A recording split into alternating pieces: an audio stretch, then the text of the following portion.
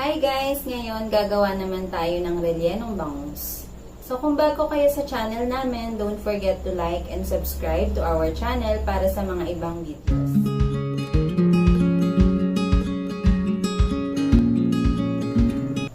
So, ito ang mga kakailanganin nating ingredients. So, first yung ating bangus. Pwede na natin siyang ipatanggal sa palengke. So, tatanggalin na yung laman sa balat. Sabihin nyo lang na pang relyeno para hindi na tayo mahirapan magtanggal.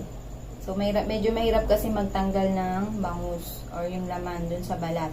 Then, kailangan din natin ng eggs and pickles, sibuyas, bawang, yung giniling, tapos carrots and bell pepper.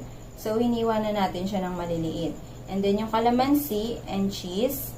Tapos, para sa pampalasa, toyo, asin, tapos, yung ating vetsin and pepper. Tapos, para naman sa pagpirito is yung cooking oil.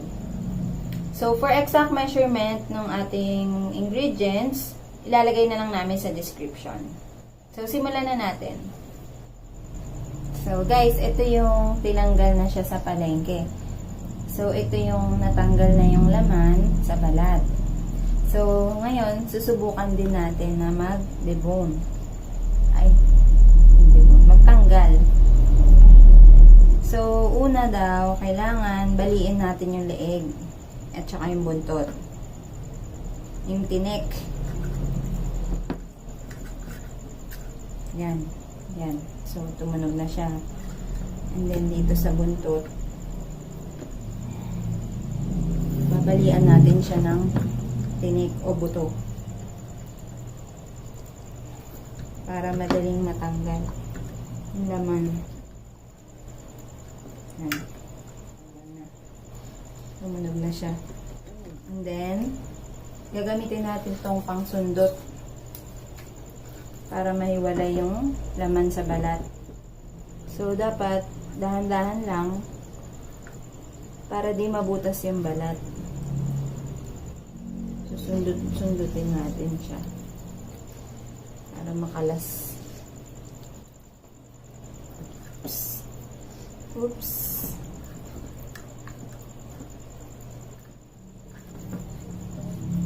Then, yung kabilang part.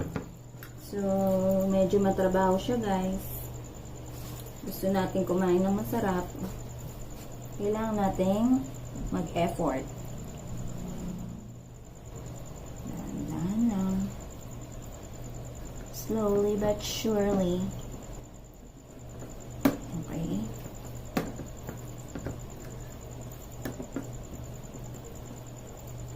Alright. So, try na natin siyang i-press. If lalabas na siya.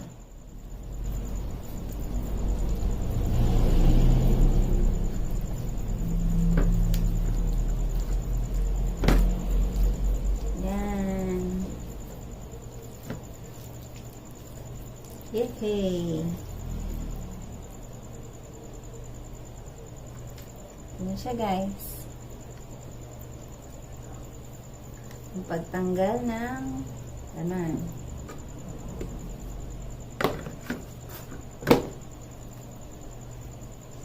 Yan. So, hugasan natin to, guys. I-wash ko lang siya for a while. And then, next natin is, papakuluan natin itong laman ng isda.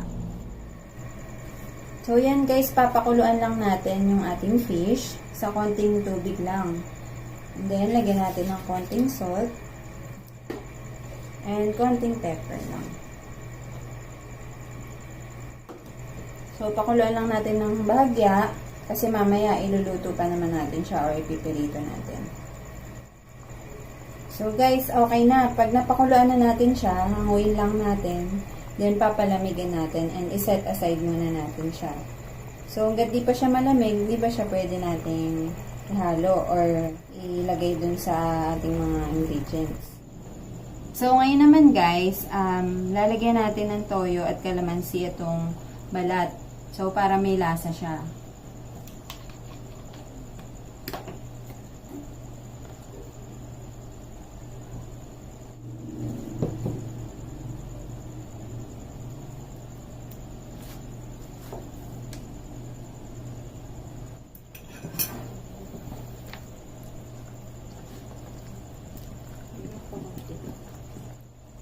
konting toyo. Dagdagan pa natin.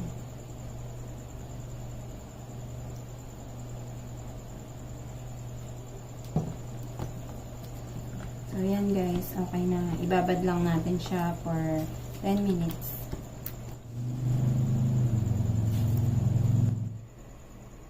So, ngayon guys, ibubusan naman natin ng bawang. So, igigisa lang natin siya hanggang sa maging crispy. So, guys, lutuin lang natin ng konti itong ating giniling. So, lulutuin lang natin siya ng konti bago natin siya ihalo dun sa mga ingredients. Konting luto lang kasi mamaya ipiprito naman natin yung ating relleno. So, ayan. Okay na yan, guys. So, medyo mag-brown lang siya ng konti. Okay na. So, yan, guys. Lumamig na, malamig na ang ating bangus. Pwede na natin siyang himayin. So, medyo matrabaho talaga siya, guys, no? Pero kailangan nating mag-effort nga para makakain ng masarap. So, guys, ito na yung finished product ng ating himay na bangus. So, ang next natin gagawin is paghalu-haluin yung mga ingredients. So, lagay na natin tong bangus na hinimay. Then, add natin yung carrots.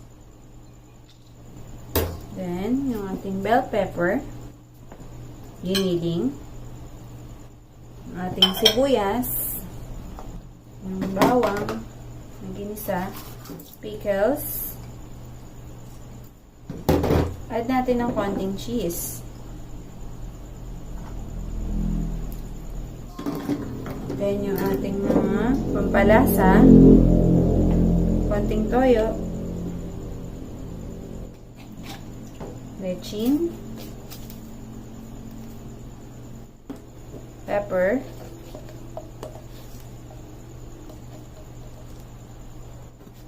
and then last yung ating egg.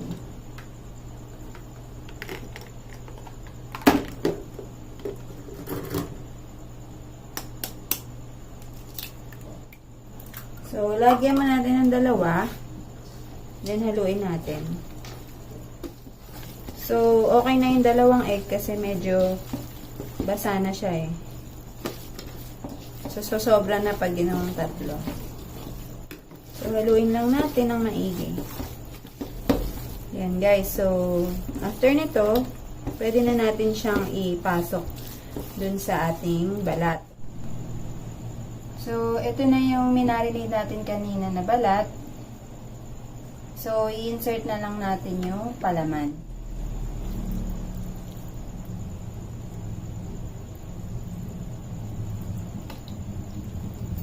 So, yan guys. Pati yung ulo, nilagyan natin siya. Tapos, ito yung una ko nagawa. So, dagdagan pa natin ng konti para medyo siksik siya.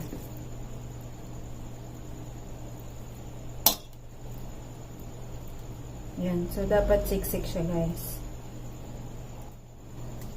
Yan guys. So, ito na. Tatlo yung nagawa natin. So, kailangan natin siyang ibalot sa foil bago natin siya iprito. So, kaya natin siya babalutin para pag pinrito natin siya, hindi siya maghiwa-hiwalay o sumabog.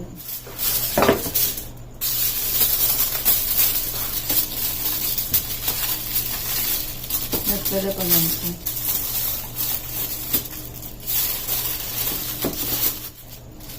Yan. So, pwede na natin siyang iprito. So, yan. Pag mainit na yung mantika, lagay na natin yung bangus na binalot. So, dapat, guys, deep fry siya. Nagbup sa mantika, dapat. Yan, guys. So, okay na. Tapos na yung ating relleno. So, pinrito ko siya for about 12 minutes, both sides. So, ito na, ang masasabi ko lang, medyo mahirap siyang gawin.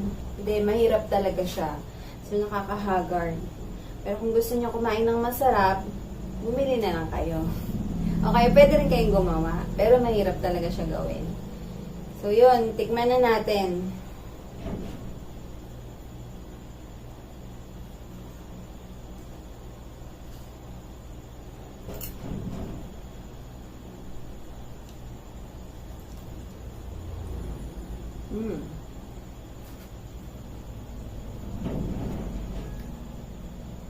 Ang sarap, guys. So, para rin siyang embutido. So, ano lang siya. Kasi fish. Pero masarap. Masarap din to may kanin. So, yun lang, guys. Thank you for watching our video. And don't forget to subscribe to our channel. So, thank you, guys.